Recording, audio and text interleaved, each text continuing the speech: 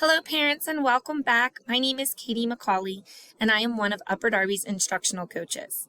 Today we are going to be talking about figurative language, which is a skill that we review quite often in our classrooms with your children. Figurative language is language within a text that creates a special feeling or effect to make a point.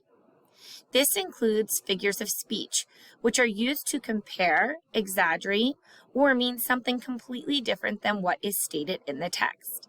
There are several different kinds of figurative language, but today we are going to focus on similes and metaphors. If you look at the examples here, you can see that both similes and metaphors are examples of figurative language that are used to compare two things. A simile is a comparison of two things using the words like or as.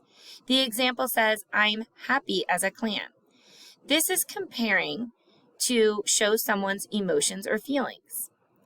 Check out the metaphor example. This is a comparison of two things by saying that one thing actually is another thing.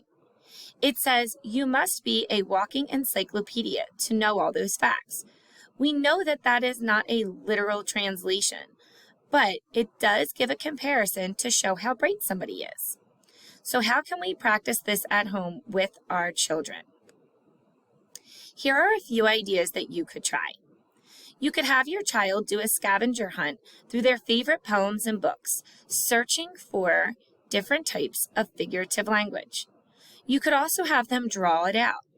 Have your child choose a simile or a metaphor to illustrate. Collect their drawings into a picture book of figurative language. Another thing that you could do is a simile and metaphor sort and match. By collecting different examples of similes and metaphors and writing them out on index cards, your child could take turns sorting out the different types of figurative language or even matching them up with their actual meanings. These are just a few ideas for what you can try at home to support the instruction that we're doing already in our classrooms. Thanks for tuning in this week, and we will see you again soon.